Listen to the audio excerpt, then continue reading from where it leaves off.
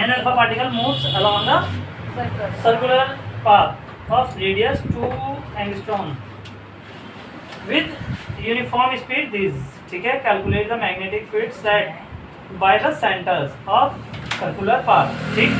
चलिए आ जाते हैं इसको करते हैं। तो देखिए सबसे पहले आपके पास एक चीज पता होना चाहिए, अल्फा पार्टिकल है। अल्फा पार्टिकल का मतलब क्या होता है भाई, कौन बताएगा? अल्फा पार्टिकल क्या होता है?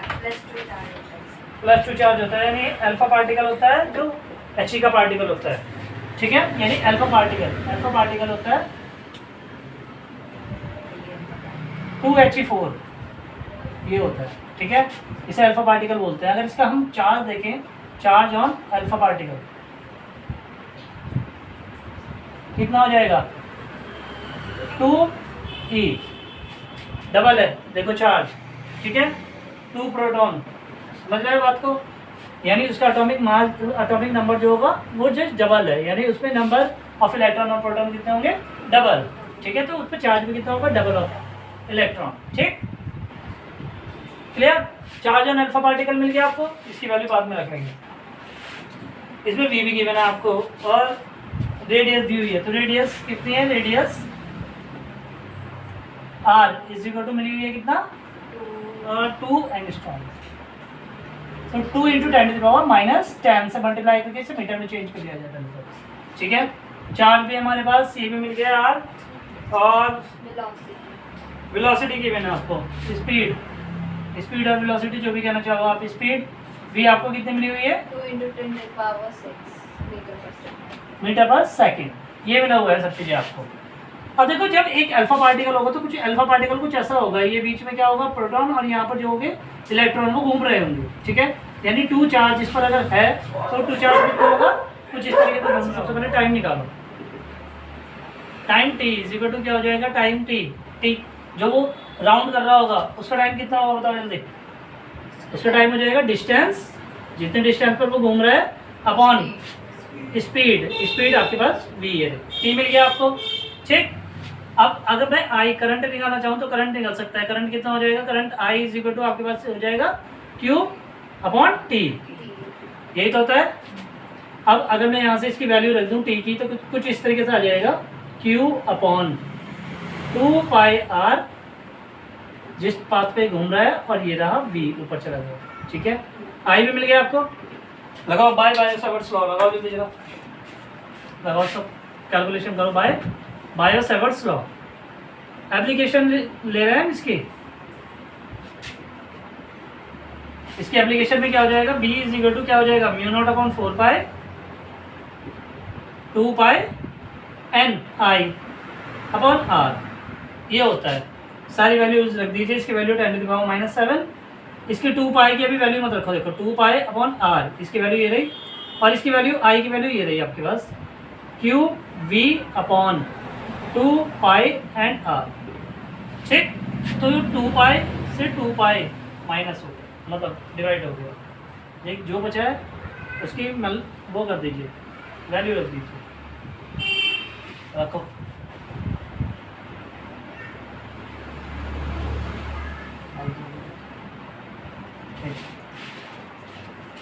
रखो, वैल्यू क्या आएगी? निकालो, आंसर निकालो इसका। B इज इक्वल टू क्या आ जाएगा? B इज इक्वल टू 10⁻⁻7 तो अपनी जगह पर ठीक है। वैल्यू रख रहे हैं इनकी सबकी। Q की वैल्यू क्या है? ये रही 2 of alpha particle, sorry 2 of E, and V की भी वैल्यू आपके पास है, क्या है? ये रही 2 × 10⁻6 अपॉन R स्क्वायर। तो R की वैल्यू क्या थी आपके पास? R की वैल्यू ये थी 2 × 10⁻10 का स्क्वायर। करो जरा B कितना हो जाएगा? मैग्नेटिक फील्ड देखो इन, हाँ स्क्वायर R बचे हुए हैं दोनों, ठीक है, इस वजह से होगा।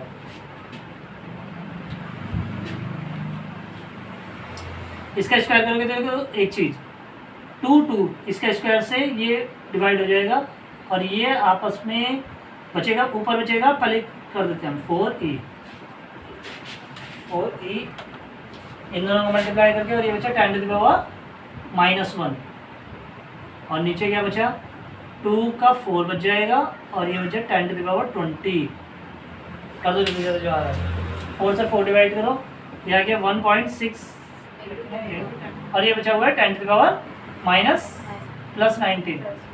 ये ऊपर जाएगा तो इससे डिवाइड हो गया 1.6 टेस्ला, ये आ गया बी।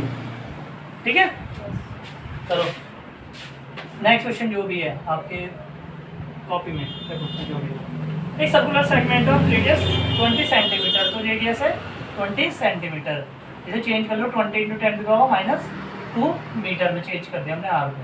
ठीक है, सेगमेंट कुछ ये है, ये रहा।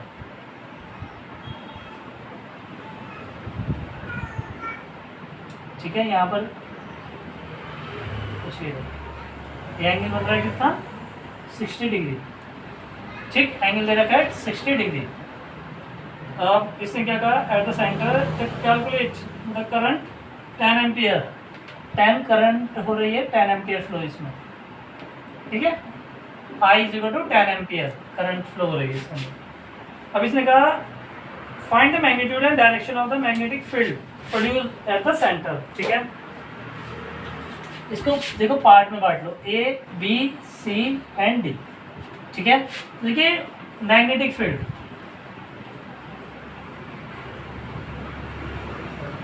बाय, देखो ये इसी लाइन के बिल्कुल सीधी है, यहाँ पर अगर इसको देखो मैं तो बिल्कुल सीधा जा रहा है यहाँ।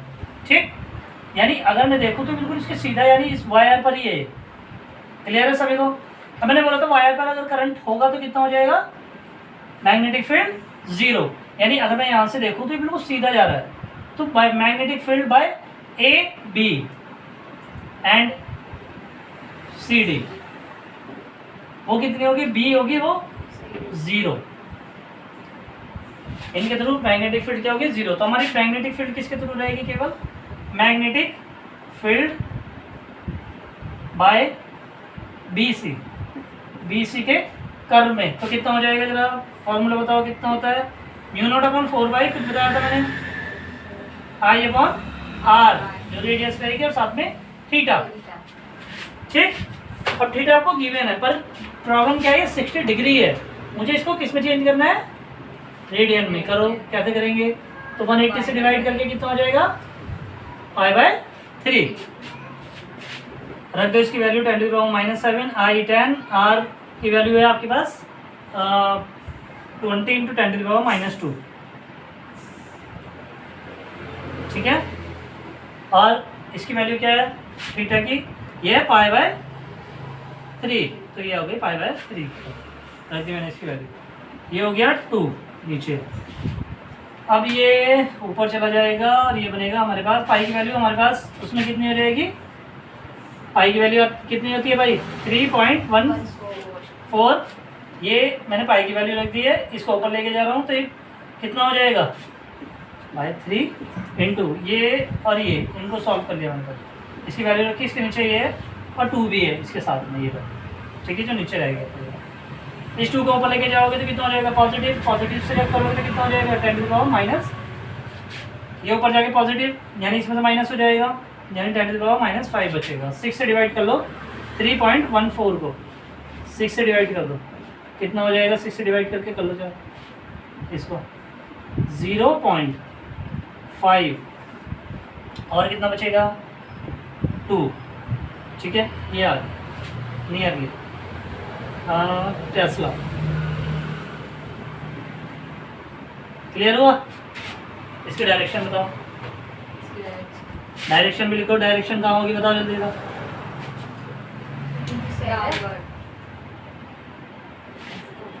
सिंपल है, देखो अगर इस तरीके से देखोगे तो, हाँ ये है मैग्नेटिक फील्ड, तो आई करंट आई, ये जा रहा, ठीक, न्यू करके देख लो, सिंपल। अगर ये बोर्ड की तरफ को इस तरीके से है तो अंदर की साइड पे नहीं होगा, या फिर अगर दूसरा अगर तुम्हें निकालना हो तो ये तरीका भी है, देखो करंट ये जा रही है ना इस तरीके से, तो अंदर को तो जा रहा है नई तरफ को। ठीक, तो डायरेक्शन जरा ठीक से देख लो, या तो पाम लॉ से निकाल लो या फिर स्क्रू से निकाल लो, तभी निकल जाएगा इजीली। ठीक, या राइट हैंड लॉ भी है, कोई प्रॉब्लम नहीं, उससे भी निकल जाएगा। मैग्नेटिक फील्ड की डायरेक्शन कहाँ पर है, इनसाइड द पेपर, जिस पेपर पर आप काम कर रहे हो, अगर इसके, ठीक है ना, बहुत अच्छा क्वेश्चन है, आता है बार बार, ठीक है। क्वेश्चन क्या कह रहा है ये, current I is equal to 4 ampere, तो करंट I भी आपको मिल गया, I is equal to 4 ampere दे दिया उसने पहले, ठीक। Flows along a thin wire, ये वायर है PQRS ये रही, ठीक है, इस shaped as shown, the radius of curve part of the wire is 10 centimetre, तो इसको मीटर में चेंज कर लो, हैंड टू हैंड कितना हो जाएगा, 10⁻² मीटर, ये हो गया। The angle theta is equal to 90 degree है, ये वाला एंगल, ठीक है, थीटा 90 डिग्री गिवन है। Find the magnitude of total magnetic field at the centre O, बताओ जल्दी जरा इस पर। तो देखो सबसे पहले हम मैग्नेटिक फील्ड दो पार्ट में करेंगे, कौन कौन सी पार्ट में होगी, देखिए एक तो कर्व पार्ट जो आप देख रहे हो यहाँ से यहाँ तक, ठीक है, क्लियर। दूसरा ये वाला पार्ट जो PS है, ये सिंपल सीधा वायर है, स्ट्रेट वायर। तो पहले हम बात करेंगे एंगल की, देखो यहाँ से और यहाँ तक का एंगल अगर मैं थीटा या फाई मान लो, इसे फाई लूँ तो फाई कितना बचा है बताओ, फाई बताओ कितना बचा है, ये 90 है तो ये कितना बचा, 360 माइनस 90, ठीक, कितना बच जाएगा 270 डिग्री बच गया, फाई समझ में आ गया, क्लियर है। अब इसको जरा उसमें चेंज करो एंगल, इस एंगल को इसमें रेडियन में कितना हो जाएगा, 9 2 जा 9 3 जा, क्लियर, ठीक है, क्लियर हो गया। अब जरा मैग्नेटिक फील्ड बाय PQRS निकालते हैं, मैग्नेटिक फील्ड बाय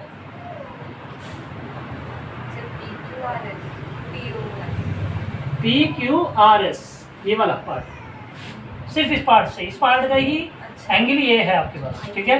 तो कितना हो जाएगा, B is equal to μ0/4πI/R और साथ में थीटा लगा दीजिए, 10⁻⁻7। चलो इसको बाद में रख लेंगे क्योंकि इसके साथ में भी पाई कहीं ना कहीं आ जाएगा, तो इसी वैल्यू को अभी यहीं रखेंगे हम लोग।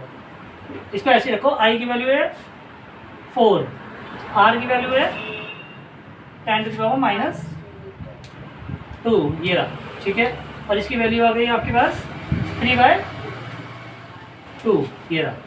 जो जिससे डिवाइड हो रहा है कर दो, बस इस 4 को मत डिवाइड करना,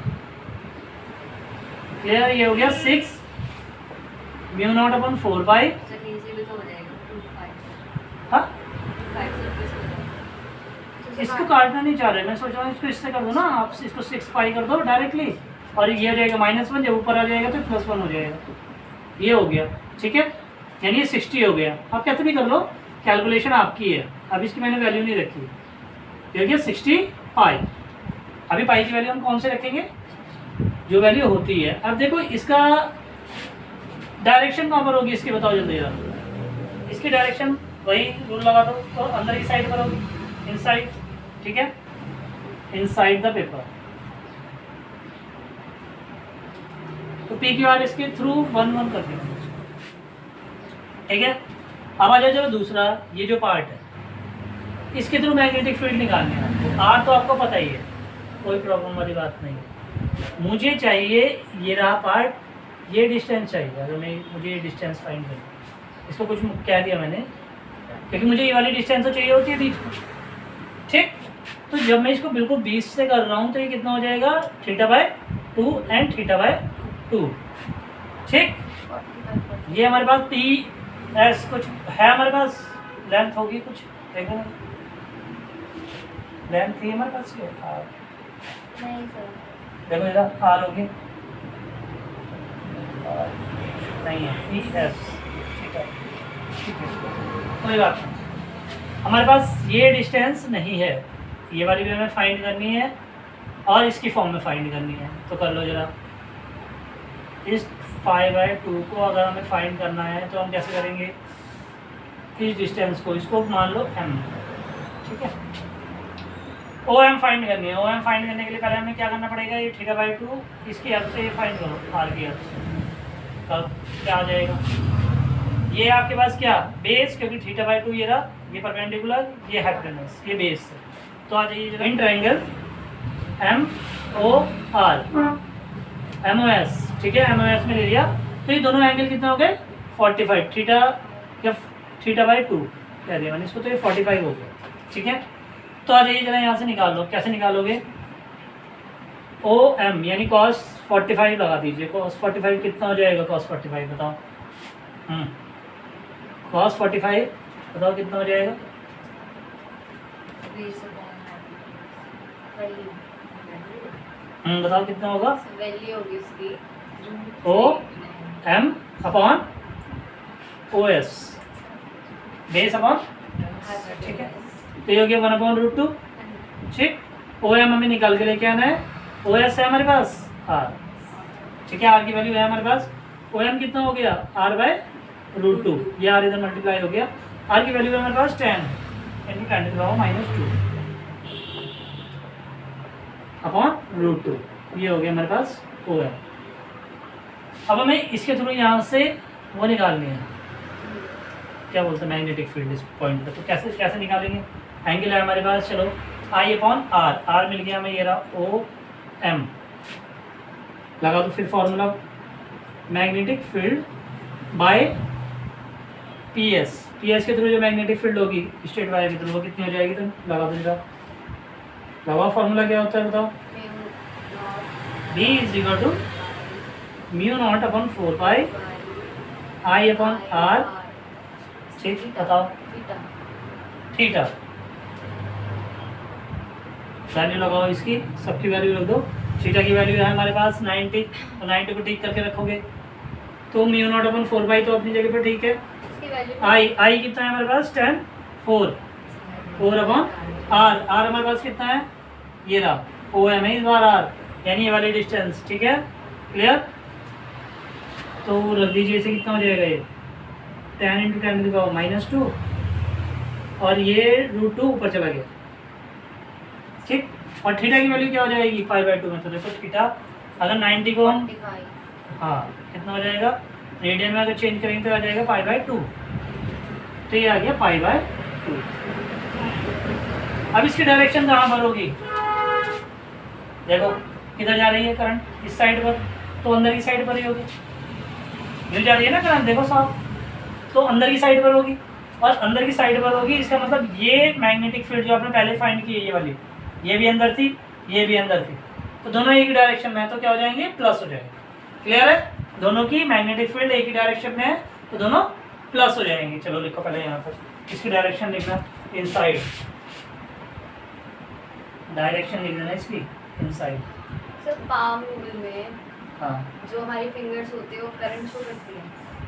नहीं, मैग्नेटिक फील्ड ये करंट को शो करता है, ये मैग्नेटिक फील्ड को अंदर की साइड। और वो जिस ये पॉइंट को शो कर रहा है, ये जिस पॉइंट की तरफ को करना है आपको, ये उसकी डायरेक्शन में करो, ये करंट की डायरेक्शन में करो। पाम जो आपकी रहेगी वो बताएंगे आपकी, ये करंट है। ये करंट। चलो अच्छा हो गया, हाँ जी। चलो ठीक। देखो ये मैग्नेटिक फील्ड किसकी है? केवल अभी दो की निकली है। इनसाइड लिख दिया आपने, ठीक है, इनसाइड द पेपर। अभी यहाँ पर जरा इसको कैलकुलेट कर लीजिए, जरा थोड़ा सही कर ले। देखो 10⁻⁻1 बचेगी, इसको ऊपर लेके जाऊँगा, 10 बन जाएगा, 40 हो जाएगा। 40 से जब इसे डिवाइड करेंगे तो ये बच जाएगा 20 पाई, 20√π। तो बी, ये वाला बी यहाँ पर खत्म होगा अभी आके, μ0/4π 20 पाई 20√2, ये हो गया। ठीक है, 20√2π। ठीक, यहाँ पर भी पाई है और यहाँ पर भी पाई है, दोनों जगह बचा हुआ है। अब देखो आपको डायरेक्शन का पता है, बिकॉज B1 एंड B2 मान लो इसको। सर 20 कैसे हो गया? इसलिए हो गया क्योंकि यहाँ से देखो 10⁻⁻1 बचेगी। ठीक, वो ऊपर जाएगी, +1 हो जाएगी, यानी 10 हो जाएगा। 10 से 4 को मल्टीप्लाई करोगे 40, और 2 से डिवाइड करोगे इसे तो 20। तो 20 मैंने डायरेक्ट कर दिया, इसलिए आर इन सेम डायरेक्शन। अगर ये सेम डायरेक्शन में है तो टोटल मैग्नेटिक फील्ड कितनी हो जाएगी? टोटल मैग्नेटिक फील्ड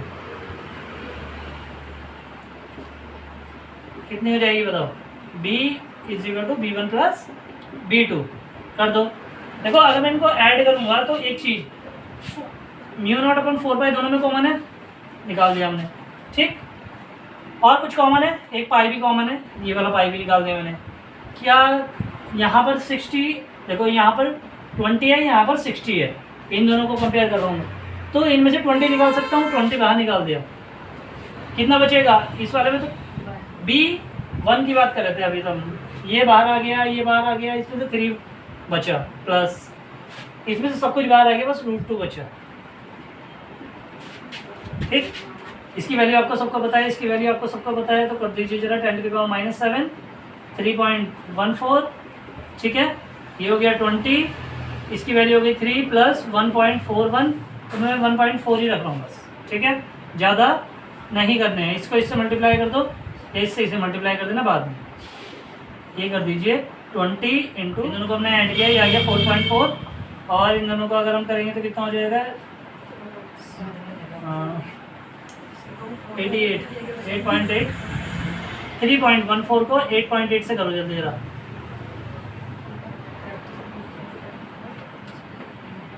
या 27.632 7 आ रहा है, यही ठीक है। तो कितना आ रहा है? 27632 इंटू 10 देखो, एक पावर इसके साथ इसकी कम हो जाएगी, इस 0 से इसके एक पावर कम कर रहे हैं, -6, और पॉइंट कितने के बाद था? 3 के बाद, तो 3 के बाद ये रहा। अब एक चाहे तो आप इधर कर लो, 2.7 इंटू 10⁻⁻5, ये कर लीजिए। टेस्ला डायरेक्शन का होगी, डायरेक्शन लिखोगे inside, direction inside the paper, क्योंकि दोनों इनसाइड थे तो इसलिए इनसाइड द पेपर, पेपर के अंदर ये साइड में। इसने कहा 2 identical loops P and Q, 2 identical loop से ये रहे, ये कंडीशन है। देखो एक ये रहा लूप और एक ये रहा लूप, ठीक, ये लूप्स हैं दो, क्लियर। अभी ने क्या कहा, ये रहा पॉइंट P बीच में, कंसेंट्रिक है। 2 identical loop P and Q, ये Q है और ये P है, ठीक है। इसने कहा P and Q each of radius 5, इनके दोनों की रेडियस 5 है, R1 एंड R2, किसी को भी R1 मान लो और किसी को भी R2, वैसे पहले वाले को इसको R1 और इसको R2 मान लो, ठीक है ना, R1 and R2, R1 R2, दोनों की दोनों 5 सेंटीमीटर, या आप कितना कर दें हम इसको 5 10⁻⁻2 मीटर, चेंज कर दिया हमने इसे। are lying in perpendicular planes such that they have common centers as shown. Find the magnetic magnitude or direction of the net magnetic field at the common center of the two coils if they carry current equal to 3 ampere और अच्छा अलग अलग है, 3 ampere and 4 ampere, ये है। देखो current suppose कीजिए हमने माना है कि I1 and I2 are in same direction, उसमें लिखा ही नहीं है सेम डायरेक्शन, ठीक है ना। सेम डायरेक्शन मतलब देखो ये है क्लॉकवाइज, हम एक डायरेक्शन में लेंगे किसी को भी, हमने इसे ले लिया है एंटी क्लॉकवाइज, तो एंटी क्लॉकवाइज ही दूसरे को लेंगे, एंटी क्लॉक, इसको एंटी क्लॉक लिया है तो इसको भी एंटी क्लॉक लो, ठीक है ना, क्लियर। अब आ जाइए यहाँ पर, एक उसके थ्रू मैग्नेटिक फील्ड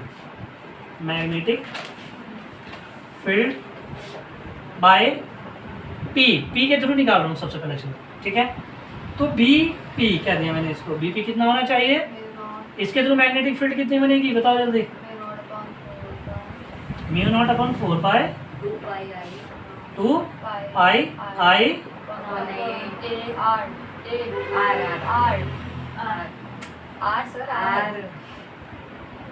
R1, ठीक है, क्लियर है, R1 होगी, आपने निकाल दी। मैग्नेटिक फील्ड की डायरेक्शन कहाँ होगी बताओ, हाँ बताओ डायरेक्शन कहाँ होगी, सामने लिखो, डायरेक्शन कहाँ पर होगी इसके मैग्नेटिक फील्ड की, आप किधर को भी देख लो, अगर ये इस तरीके से जा रही है तो ऊपर साइड इस साइड पर, इन साइड नहीं होगी, ये कुछ यूं है, इस उसमें है ना, ये आप सपोज करो इस सरफेस के अंदर है ना, जैसे गोला बना हुआ है ना, ये यूं रख रखा है, तो जब ये घूम रही है इधर को करंट यूं घूम के जा रही है, तो इसकी डायरेक्शन कहाँ पर होगी, ये रही करंट, इस तरीके से देखो ना तो ऊपर ही साइड पे नहीं है। इससे क्या निकालते हो? सिंपल है, सबसे सिंपल मान लो करंट किधर जा रही है? इस साइड पे जा रही है ना, दिख रही है आपको? तो तो किधर इनसाइड जा रही है ऐसे? ऊपर तो नहीं जा रही ऊपर जा रही है, इनसाइड ऐसे होता है, आउटसाइड ऐसे होता है। ऐसे नहीं जाएगी? ऐसे क्यों जाएगी? ये तो केवल अच्छा ऐसे, ओके हाँ। फिर आगे समझ आ गया, आ ठीक गया। है, क्लियर? तो कहाँ पर जा रही है डायरेक्शन? ओ से क्यू की डायरेक्शन में, ओ क्यू की डायरेक्शन, ठीक है, क्लियर? ओ से क्यू की डायरेक्शन। अब ऐसे ही इससे निकालो magnetic field, field by Q, Q के थ्रू कितनी होगी जरा बताइए? B Q is equal to mu not upon 4 pi 2 pi I upon R2, और ये I1 था और ये I2, ठीक है। इसकी डायरेक्शन कहाँ पर होगी? डाउन डायरेक्शन बताओ कहाँ पर होगी इसकी डायरेक्शन? देखो इस तरीके से चल रहा है ना, आप देखो करंट ये इस तरीके से घूम रही है, यूं यूं कर। तो जब इस तरीके से घूम रही है तो आप डायरेक्शन कहाँ पर होगी? ऐसे मैजिक सेंटर की तरफ को ले लो ना, क्या प्रॉब्लम है बताओ? यूं जा रही है, हाँ ठीक कर रहे हो आप, ये ठीक नीचे जा रही है ना, ये जा रही है ठीक, इधर में जा रही है। इससे क्यों निकाल रहे हो अभी? अगर चलो इससे भी निकालोगे आप मैग्नेटिक फील्ड, इससे भी निकालो मैग्नेटिक फील्ड, इससे भी निकालो। निकाल देखो ये जा रही है ना नीचे की साइड पर, मैग्नेटिक फील्ड कहाँ पर है? बाहर की साइड पर, ठीक है। तो कहाँ पर होगी डायरेक्शन? आउटसाइड हो रही है, ठीक है, ले रही बाहर को हो रही है इस साइड पर, और ये ऊपर को थी, तो इनके बीच में एंगल कितना होगा? एक ये रहा, एक ये रहा, तो इनके बीच में एंगल कितना है? तो इनके बीच में एंगल जो है वो 90 हो गया। Angle between